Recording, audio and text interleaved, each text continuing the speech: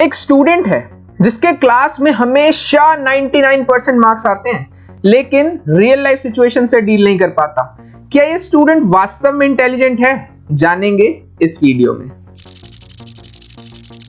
Hello प्यारे बच्चों, मेरा नाम है Mohit and I welcome you all to my YouTube channel brain cells only.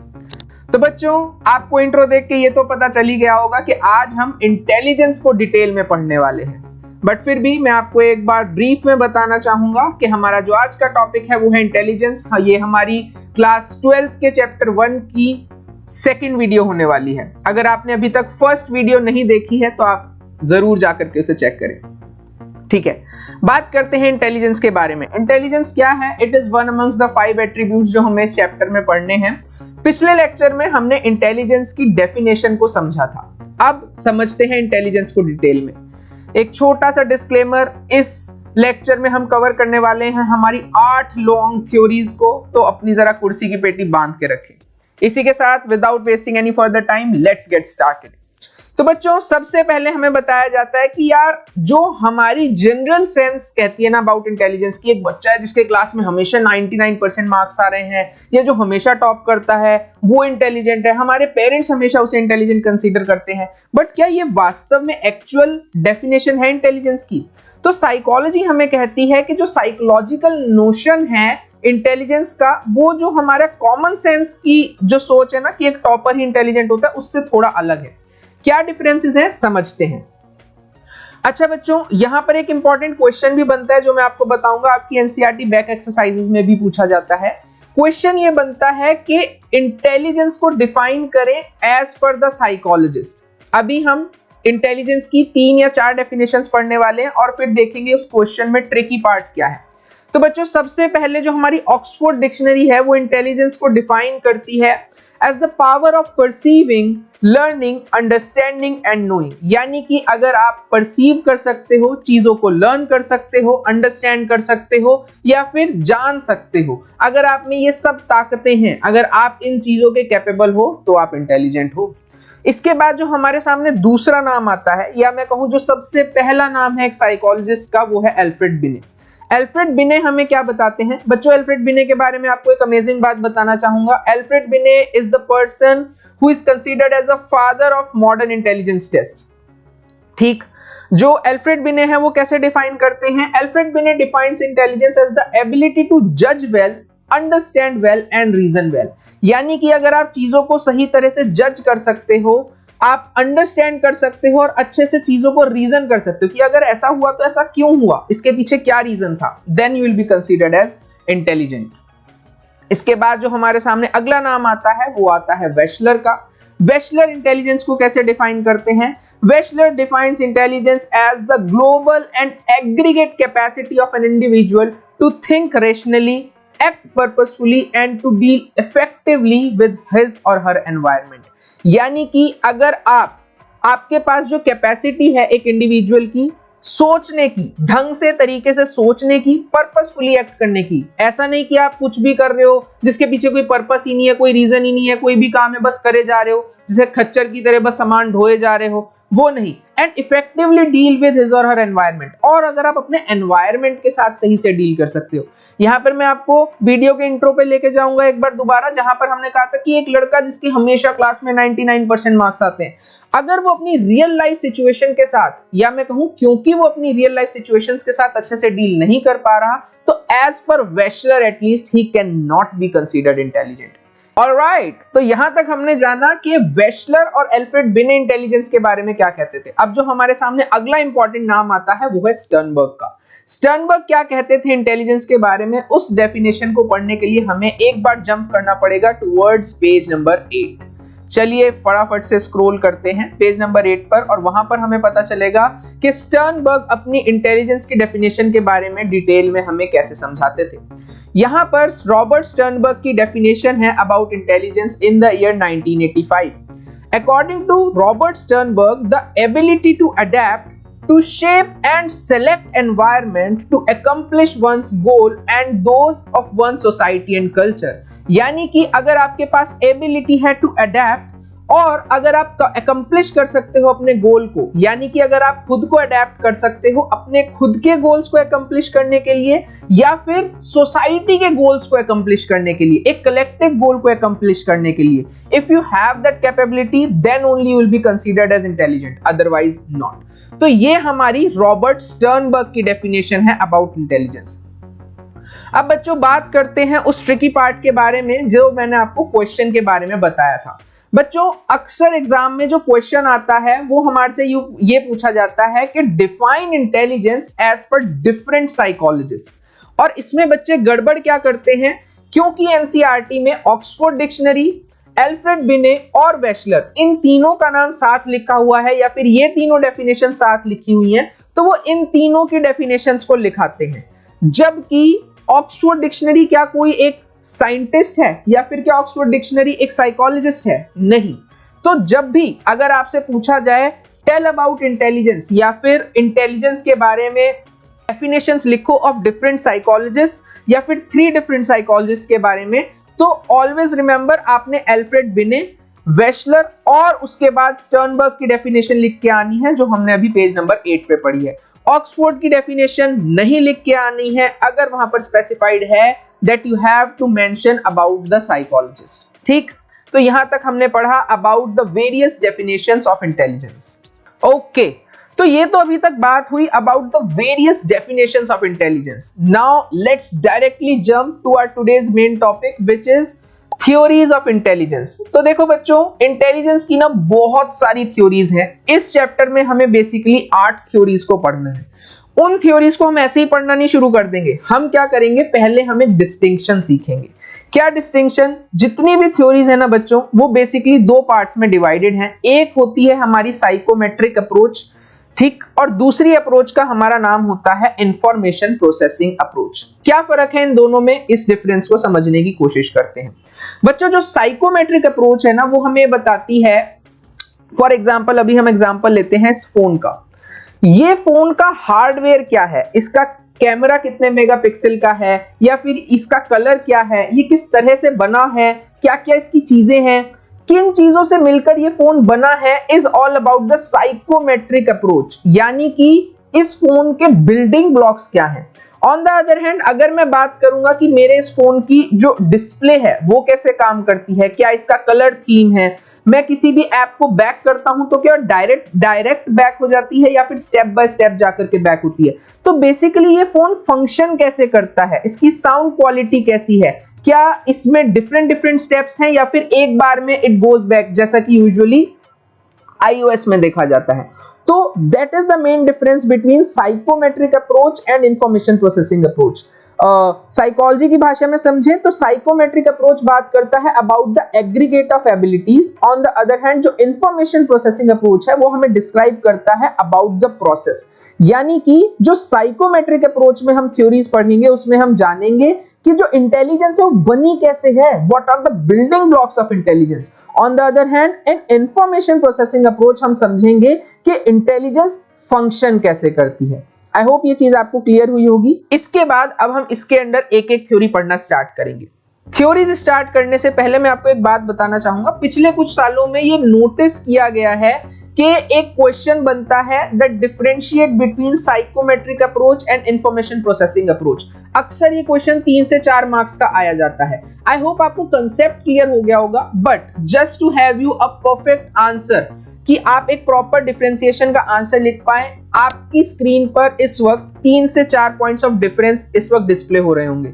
इस वक्त आप इस वीडियो को पॉज करके इसको अपनी नोटबुक में लिख सकते हैं या फिर सिंपली अपनी स्क्रीन का एक स्क्रीनशॉट ले सकते हैं ताकि ये आपके पास आगे के लिए हो।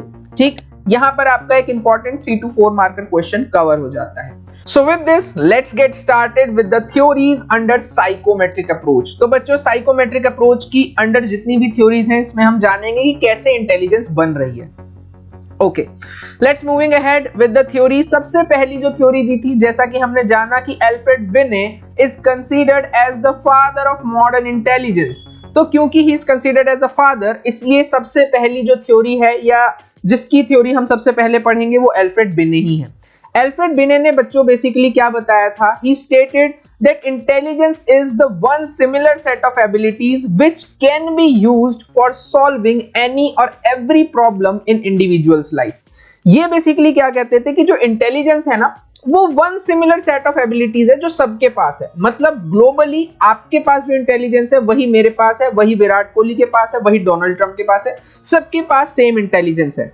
बट फिर यहां पर एक सवाल उठता है कि अगर सबके पास सेम इंटेलिजेंस है तो फिर आप में और मुझ में फर्क कैसा? क्योंकि हमने जब चैप्टर पढ़ना ही शुरू करा था, हमारे चैप्टर का नाम है वेरिएशंस इन साइकोलॉजिकल एट्रीब्यूट्स, लेकिन एल्फ्रेड बिने क्या कह रहे हैं, सबके पास सिमिलर सेट ऑफ एबिलिटीज है। तो अगर सबके पास सेम ही सेट ऑफ एबिलिटीज है तो फिर आप में और मुझ में या आपकी और मेरी इंटेलिजेंस में डिफरेंशिएट कैसे करेंगे? इसीलिए ये थ्योरी आगे जाकर के फेल हो जाती है, क्योंकि इस चीज को एक्सप्लेन नहीं कर पाते कि अगर सबके पास ही सिमिलर सेट ऑफ एबिलिटीज है तो फिर हम सब डिफरेंटली इंटेलिजेंट कैसे हैं। क्योंकि एल्फ्रेड बिने हमें ये बता रहे हैं कि हम सभी के पास एक ही सिमिलर सेट ऑफ एबिलिटीज है, तो क्योंकि हम वन की बात कर रहे हैं इसलिए इनकी थ्योरी का नाम भी क्या है, यूनी या फिर वन फैक्टर थ्योरी। यानी कि ये सिर्फ और सिर्फ एक ही फैक्टर ऑफ इंटेलिजेंस के बारे में बात करते थे। इसके बाद बच्चों जो अगली थ्योरी है जो हमने पढ़नी है वो सन 1927 में चार्ल्स स्पीयरमैन ने थ्योरी दी थी, विच is the two factor theory. इन्होंने एल्फ्रेड बिने की बात सुनी और फिर उन्होंने पता है क्या कहा कि सुनो बिने भाई, केवल एक फैक्टर नहीं है बल्कि दो फैक्टर होते हैं। कौन से दो फैक्टर? एक होता है जी फैक्टर और दूसरा होता है एस फैक्टर। जो जी फैक्टर होता है उसका मतलब होता है जनरल फैक्टर, और जो दूसरा फैक्टर होता है उसका मतलब होता है एस फैक्टर का मतलब होता है स्पेसिफिक फैक्टर। अब इन दोनों में क्या डिफरेंस है इसको समझने की कोशिश करते हैं। बच्चों बहुत सिंपल सी बात है, आप कोई भी चीज को अगर सीखना चाहते हो ना, कोई पर्टिकुलर चीज को अगर आप सीखना चाहते हो तो आपके पास एक स्पेसिफिक फैक्टर होना चाहिए। फॉर एग्जांपल आप अगर म्यूजिक सीखना चाहते हो तो आपको म्यूजिक को सीखने की आपके अंदर कला होनी चाहिए, आपके अंदर कला होनी चाहिए कि आप म्यूजिक को समझ पाओ। लेकिन किसी भी चीज को इन जनरल समझने के लिए एक जनरल फैक्टर होना भी जरूरी है। ठीक यही दो फैक्टर्स थे जिनके बारे में चार्ल्स स्पीयरमैन अपनी थ्योरी में बात कर रहे थे। फॉर एग्जांपल अगर हम एग्जांपल से समझे, आप इस वक्त एडिटिंग सीखना चाह रहे हैं, ठीक है, तो अगर आप एडिटिंग सीखना चाह रहे हैं या फिर यूट्यूब सीखना चाह रहे हैं, कोई भी फील्ड में अगर आप कुछ भी सीखना चाह रहे हैं तो आपके पास स्पेसिफिक एबिलिटी होनी चाहिए कि कैसे आप कैमरा के सामने आकर के बोलें, कैसे आप कट लगाएं, कैसे आप डिफरेंट चीजें करें। That's all the different part of YouTube channel और द वीडियो एडिटिंग। बट एक जनरल अंडरस्टैंडेबिलिटी तो होनी चाहिए ना। अगर मैं आपको सिखा रहा हूं कि देखो यार ऐसे कट लगाते हैं, ऐसे ट्रांजिशन करते हैं, ये सब जो बेसिक चीजें हैं, ये चीज को समझने के लिए आपके पास जनरल फैक्टर का होना बहुत जरूरी है। एक जनरल फैक्टर और स्पेसिफिक फैक्टर को मिलाकर के ही हमारी इंटेलिजेंस बनती है, यानी कि these are the building blocks. इसलिए इसको हम टू फैक्टर थ्योरी भी कहते हैं, क्योंकि इसमें हम दो फैक्टर्स की बात कर रहे हैं। ठीक है बच्चों, यहां पर हमारी चार्ल्स स्पीयरमैन की थ्योरी खत्म हो जाती है। इसके बाद जो हमारी तीसरी थ्योरी आती है वो है लुई थर्स्टन की। लुई थर्स्टन अपनी थ्योरी में क्या कहते हैं भाई? लुई थर्स्टन की जो थ्योरी है उसका नाम है theory of primary mental abilities. क्या कहते हैं लुई थर्स्टन, इसको समझने की कोशिश करते हैं। तो देखो यार, अब लुई थर्स्टन अपनी थ्योरी में क्या कह रहे हैं, इन्होंने बहुत सिंपल सी बात कही। इन्होंने कहा देखो यार, एक फैक्टर दो फैक्टर की बात नहीं है, जो इंटेलिजेंस है वो टोटल 7 कंपोनेंट से मिलकर के बनी है। अगर तुम्हारे पास ये 7 एबिलिटीज हैं तो ही तुम इंटेलिजेंट हो। कौन सी 7 एबिलिटीज के बारे में बात कर रहे थे थर्स्टन, उसको जानते हैं। सबसे पहला है हमारा वर्बल कॉम्प्रिहेंशन, दूसरा है न्यूमेरिकल एबिलिटीज, तीसरा है स्पेशियल रिलेशन, चौथा परसेप्चुअल स्पीड, पांचवा word fluency, 6th memory and 7th is inductive reasoning. ये सब क्या होते हैं, इनको समझने से पहले हम एक छोटा सा निमोनिक जानते हैं ताकि आप इनको आसानी से याद कर पाएं। Very smart nurse provide medicine in words. V stands for verbal comprehension, S stands for spatial relations, NURS stands for N stands for numeric ability, P stands for perceptual speed, M stands for memory, I for inductive reasoning and finally W for word fluency। बच्चों simple सी बात है, verbal comprehension और word fluency का मतलब होता है आप शब्दों को कितने अच्छे से समझ पाते हैं। Numeric abilities is related to your speed and accuracy of dealing with mathematical functions. Perceptual speed होती है आप कितनी स्पीड से और कितनी डिटेल के साथ चीजों को परसीव करते हैं। एंड फाइनली मेमोरी, आप कितने अच्छे से और कितनी बारीकी से डिटेल्स को याद रख सकते हैं, एंड इंडक्टिव रीजनिंग, यानी कि आप जनरल रूल से कैसे चीजों को कंक्लूड कर पाते हैं, यानी कि अगर मैं आपको एक सेट ऑफ रूल्स बताता हूं तो उससे क्या आप कुछ कंक्लूड कर पाते हैं, एक फाइनल कंक्लूजन तक पहुंच पाते हैं, that is about inductive reasoning. तो बेसिकली लुई थर्स्टन क्या कह रहे थे कि अगर आपके अंदर ये सारी एबिलिटीज हैं तो आप इंटेलिजेंट हैं। इसके बाद जो हमारी नेक्स्ट थ्योरी आती है वो आती है आर्थर जेनसन की। इन्होंने जो थ्योरी दी थी वो प्रपोज करी थी एक हायरार्कियल मॉडल ऑफ इंटेलिजेंस। इन्होंने कहा था देखो यार, इंटेलिजेंस ना दो लेवल्स में है। कौन से level? Level 1 and level 2। Level 1 का नाम है associative learning, on the other hand जो लेवल 2 है उसका नाम है कॉग्निटिव कॉम्पिटेंस। इनमें क्या डिफरेंस होता है बच्चों, इसको समझते हैं। लेवल 1 जिसको एसोसिएटिव लर्निंग कहते हैं उसको हम रोट लर्निंग या फिर मेमोरी भी कहते हैं। क्या मतलब, इसको एक एग्जांपल से समझते हैं। फॉर एग्जांपल, अगर मैंने आज आपको कहा कि आपने घर जाकर के 3 का टेबल याद करना है, भाई वो बच्चा जो लेवल 1 का इंटेलिजेंस यूज करेगा या फिर एसोसिएटिव लर्निंग करेगा, वो क्या करेगा, घर जाके 3 1 3 3 2 8 3 9 ऐसे करके पूरा 3 10 30 तक वो अपना टेबल याद कर लेगा, अगले दिन आकर के मुझे सुना देगा। उसने याद कर लिया है, रट लिया है, बट समझा नहीं है कि हो क्या रहा है। ऑन द अदर हैंड जो दूसरा पर्सन है जिसने लेवल 2 ऑफ लर्निंग करी है, जिसने कॉग्निटिव कॉम्पिटेंस के साथ काम करा है, वो ये चीज को समझने की कोशिश करेगा कि यार एक्चुअल में पता है हो क्या रहा है। 3 1 मतलब 3 को एक बार लिखा, 3 2 मतलब जब मैंने 3 + 3 करा, 3 3 मतलब 3 + 3 + 3 और ये मेरा आंसर आ गया 9। अब बच्चों इन दोनों में मेजर डिफरेंस पता है क्या होता है? जो पर्सन रॉट लर्निंग करता है या फिर एसोसिएटिव लर्निंग करता है उसका इनपुट और आउटपुट यूजुअली इक्वल या फिर लेस होता है। यानी कि अगर मैंने उसे 3 का टेबल सुनाने के लिए कहा, या तो मेरे को एग्जैक्ट 3 का टेबल सुना देगा या फिर थोड़ी एक दो बीच में टर्म्स भूल जाएगा। But at the same time अगर मैंने उसे पूछ लिया अच्छा बताओ 3 12 क्या होता है, तो वो इस चीज को नहीं समझा पाएगा, वो नहीं बता पाएगा, क्योंकि उसने सिर्फ 3 10 तक याद करा।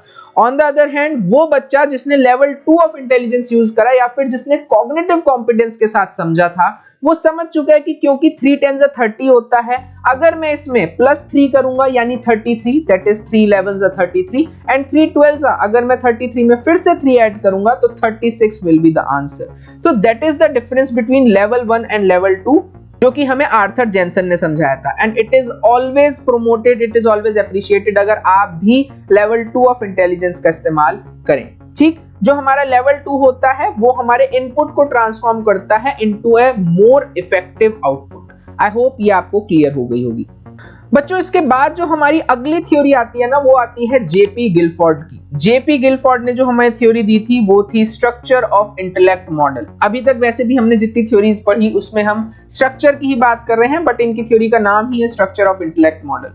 देखो बच्चों, इनकी थ्योरी में इन्होंने बेसिकली क्या बात करी, ये बात कर रहे थे, ये इंटेलिजेंस को देखते थे as a Rubik's cube, but वो 3x3 वाला नहीं, एक बड़ा रूबिक्स क्यूब। इनकी जो थ्योरी है वो अंडरस्टैंडिंग लेवल पे एक बहुत ही एडवांस थ्योरी है। 12th के बाद अगर आप आगे साइकोलॉजी को परस्यू करते हैं तो नॉट इवन इन बैचलर्स आप इसको मास्टर्स में जाकर के डिटेल में पढ़ते हैं। तो अभी के लिए आपको इसमें जितनी जितनी बातें पता होनी चाहिए उसको समझते हैं। सबसे पहले इन्होंने बताया, इन्होंने इंटेलिजेंस को 3 डायमेंशंस में बांटा, जो कि हमारे थे ऑपरेशन, कंटेंट एंड प्रोडक्ट। क्या होते हैं इसको समझने की कोशिश करते हैं बच्चों। कंटेंट होता है जो एक पर्टिकुलर चीज है, ऑपरेशन आप उस पे कैसे ऑपरेट कर रहे हो, एंड फाइनली प्रोडक्ट। इसको 2 एग्जांपल्स के साथ समझते हैं। फॉर एग्जांपल, आप मार्केट गए, आप मॉल गए, आपने कोई सामान देखा, जो आपने सामान देखा दैट इज कंटेंट। उसके बाद आपने उस सामान को अपने बैग में लिया, अपनी ट्रॉली में भरा और आपने उसकी बिलिंग कराई, that is operation. And finally जो आप घर लेकर के आए दैट इज प्रोडक्ट। एक और एग्जांपल से अगर मैं आपको इस चीज को समझाऊं तो इस चीज को इस तरह से समझो कि इस वक्त आप जो ये वीडियो देख रहे हो, आप कंटेंट को कंज्यूम कर रहे हो, आप मुझे देख रहे हो, विजुअल कंटेंट है, आप मुझे सुन रहे हो, ऑडिटरी कंटेंट है। इसके बाद आप इस पे ऑपरेट कर रहे हो, आप समझने की कोशिश कर रहे हो, यार ये बंदा कहना क्या चाह रहा है, अच्छा ये इंटेलिजेंस की थ्योरीज पढ़ा रहा है, जेपी गिलफोर्ड पढ़ा रहा है, ओके। लेकिन फाइनली जो आपने सुना, उसके बाद जो आपने ऑपरेट करा, फाइनली जब आप एग्जाम में अपना आंसर लिख के आओगे that will be your product. So that is about product, content and operation. इसके बाद ये तीनों की हमें डेफिनेशंस दी हुई हैं। आई होप आप इन्हें पढ़ेंगे तो ये चीजें आपको क्लियर हो जाएंगी। स्टिल अगर आपको कोई भी दिक्कत होती है तो आप नीचे कमेंट बॉक्स में पूछ सकते हैं। एक इंपॉर्टेंट पॉइंट जो मैं यहाँ पे ऐड करना चाहूंगा वो ये कि इन्होंने अपनी क्लासिफिकेशन में एक बात बताई थी कि it is about 6 into 5 into 6 categories, यानी कि टोटल कितनी कैटेगरीज है, कितने सेल्स के बारे में बात कर रहे थे, 180 सेल्स के बारे में बात कर रहे थे। ये हमारा एक इंपॉर्टेंट 1 मार्कर क्वेश्चन बनता है, इसलिए आपको यहां पर बताया जा रहा है। आई होप ये आपको क्लियर हो गया होगा। इन तीनों के डिटेल में, यानी कि जो हमारे प्रोडक्ट है, कंटेंट है और ऑपरेशन है, उनमें अभी हमें जाने की बहुत ज्यादा जरूरत नहीं है। अगर आप इंटरेस्टेड हैं तो आप इसको मास्टर्स में आराम से बैठ करके पढ़ सकते हैं। क्लास 12th के लेवल पर इतना बहुत है। बच्चों, that was all about all the theories in psychometric approach. अब हम पढ़ना शुरू करेंगे अबाउट इंफॉर्मेशन प्रोसेसिंग अप्रोच, यानी कि अब हम देखेंगे कि अल्टीमेटली जो इंटेलिजेंस है वो फंक्शन कैसे करती है। इसमें जो हमारे पास सबसे पहली थ्योरी आती है वो है theory of multiple intelligence given bye Harvard gardener. भाई इस थ्योरी पर आपने स्टार मार्क करना है, स्टार मार्क कर लो, आपने हाईलाइट करना है, हाईलाइट कर लो, जो करना है वो कर लो। It is the one of the most important questions, अक्सर एग्जाम में 6 मार्कर में पूछा जाता है। फटाफट से समझते हैं क्या है। भाई हार्वर्ड गार्डनर एक पर्सन था जिसने कहा था कि यार देखो, इंटेलिजेंस एक या 2 टाइप की नहीं होती, इंटेलिजेंस टोटल 8 टाइप्स की होती है। कौन से हैं वो 8 टाइप्स, फटाफट से देखते हैं। सबसे पहला है हमारे पास लिंग्विस्टिक, उसके बाद जो हमारा दूसरा टाइप ऑफ इंटेलिजेंस है that is logical and mathematical. उसके बाद जो हमारी थर्ड टाइप की इंटेलिजेंस आती है that is spatial intelligence which is related to space, यानी कि आप कितने अच्छे से स्पेस को समझ सकते हैं। स्पेस इज नॉट अबाउट जो हमारा अर्थ एंड स्पेस वाला स्पेस है, बट इट्स अबाउट कि आप जगहों को कितनी अच्छे से देख सकते हैं। उसके बाद हमारी जो नेक्स्ट आती है दैट इज म्यूजिकल इंटेलिजेंस। उसके बाद we move ahead with the bodily kinesthetic intelligence, यानी कि आप अपनी बॉडी को कितने अच्छे से समझते हैं, बॉडी मूवमेंट को कितने अच्छे से समझते हैं। Then we move ahead with interpersonal intelligence. Interpersonal का मतलब होता है बच्चों, आप अपनी बात सामने वाले को कितने अच्छे से समझा सकते हो और सामने वाले की बात को कितने अच्छे से समझ सकते हो।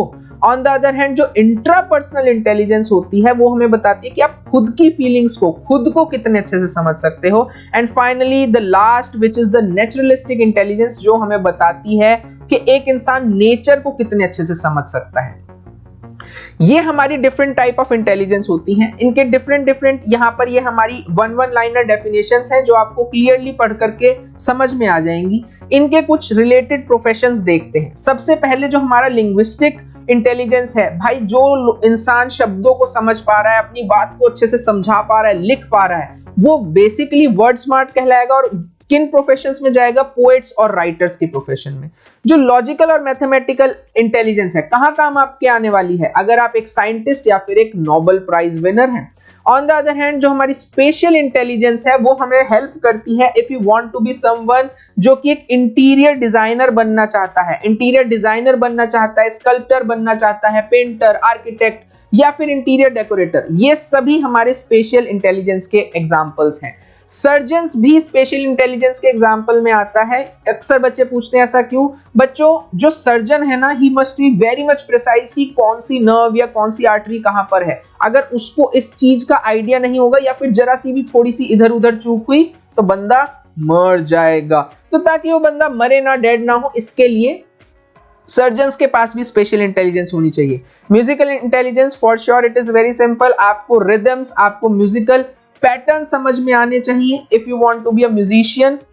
Bodily kinesthetic, if you are someone who is an athlete, dancer, actor, sports person, gymnast, जिनको अपनी बॉडी मूवमेंट बहुत ज्यादा जरूरी है। आप अपनी बॉडी को किस तरह से मूव करते हैं, आप डिफरेंट डांस फॉर्म कैसे करते हैं, that comes under bodily kinesthetic. Interpersonal is about आप अपनी बात सामने वाले को और सामने वाले की बात को किस तरह से समझ पाते हैं। Is important for profession of psychologist, counsellor, politicians for sure. मित्रों, आपको अपनी बात कहनी आनी चाहिए।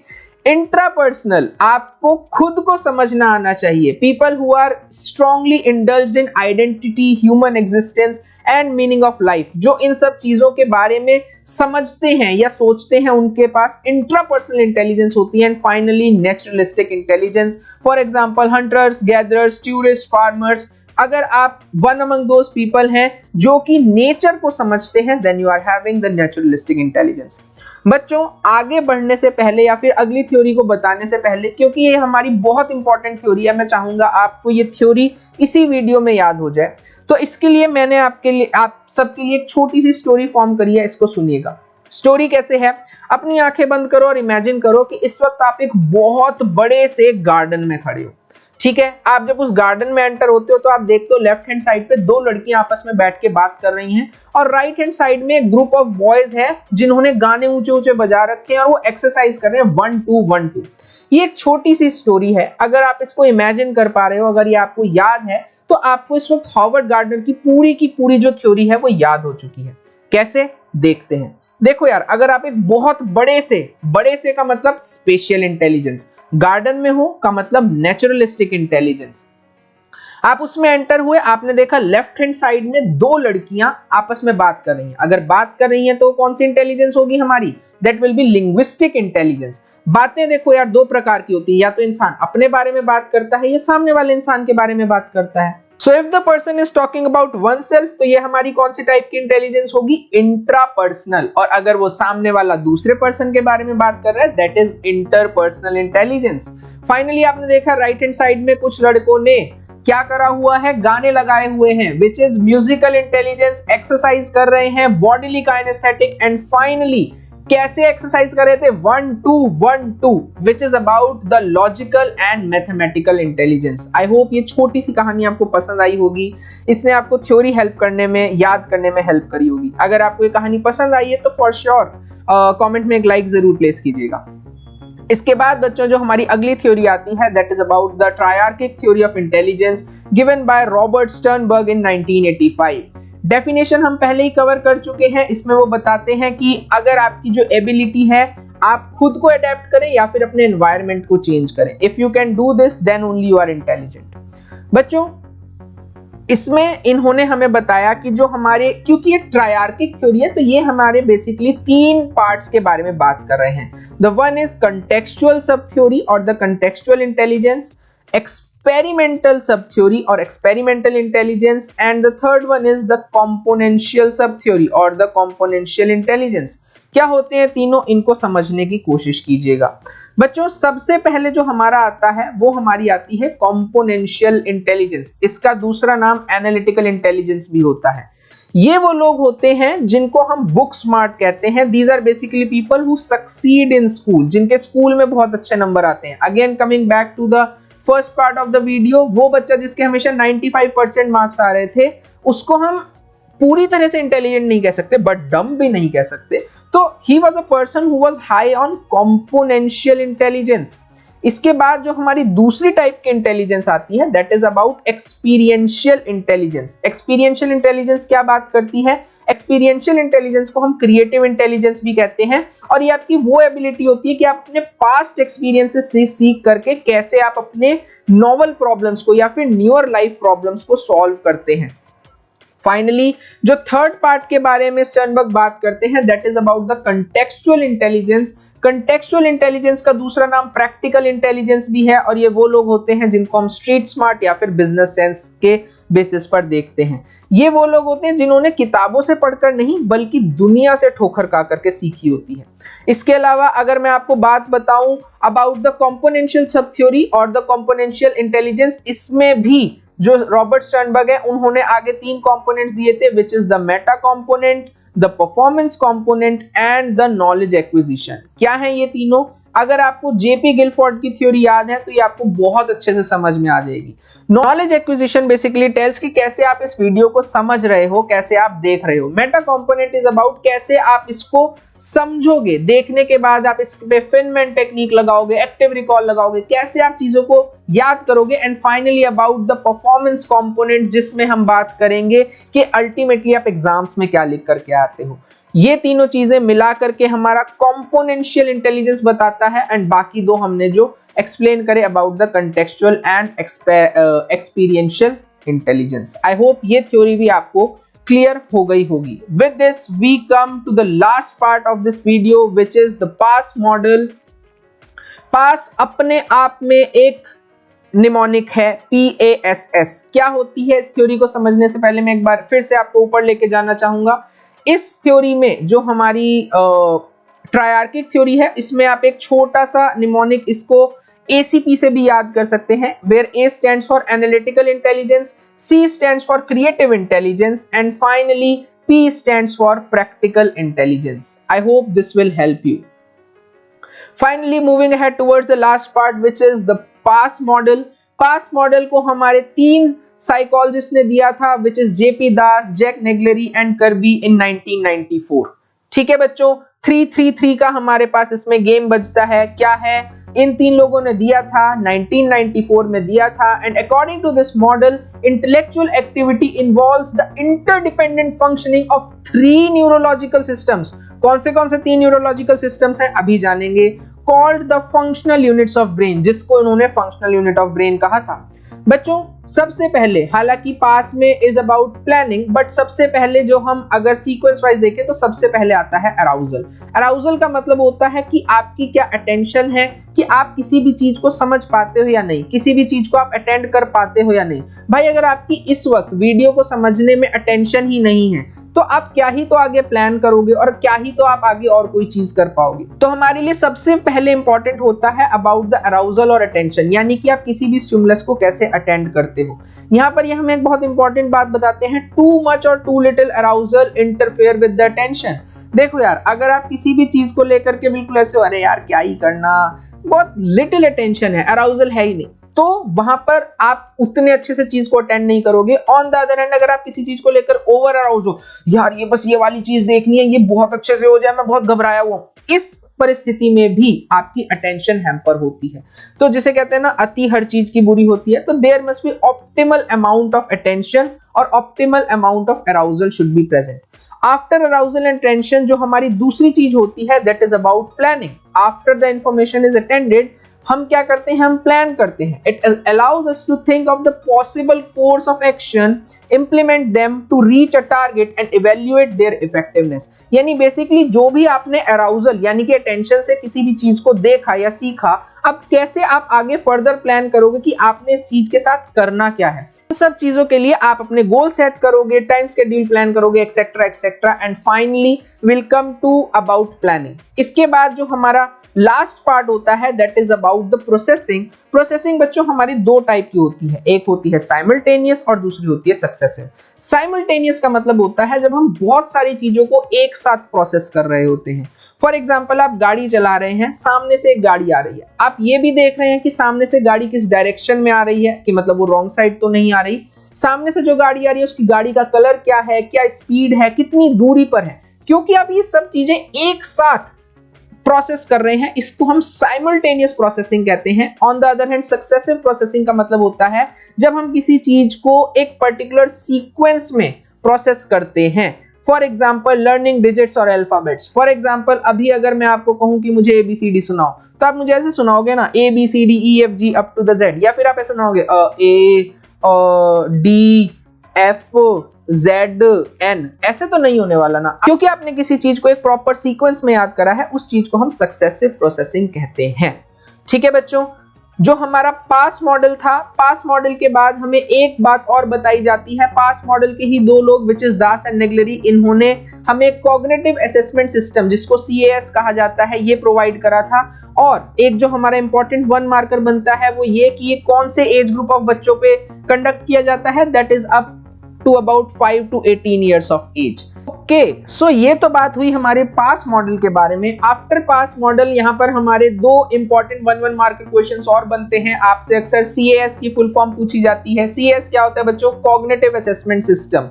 ये एक सिस्टम है, ये एक चीज है जो कि दास और नेग्लेरी ने हमें दी थी। Developed a battery of test known as the cognitive assessment system. जब हम बहुत सारे टेस्ट को एक साथ मिलाते हैं उसको हम बैटरी ऑफ टेस्ट कहते हैं, और ये दास और नेग्लेरी ने दी थी। और इन्होंने ये जो CAS दिया था, ये कितने से कितने साल के बच्चों पे कंडक्ट कर सकते हैं? About 5 and 18 years of age। इतने से इतने साल के बच्चों पर ही इसे कंडक्ट किया जा सकता है। ये वाला सवाल भी अक्सर एज अ 1 मार्कर एग्जाम में पूछा जाता है।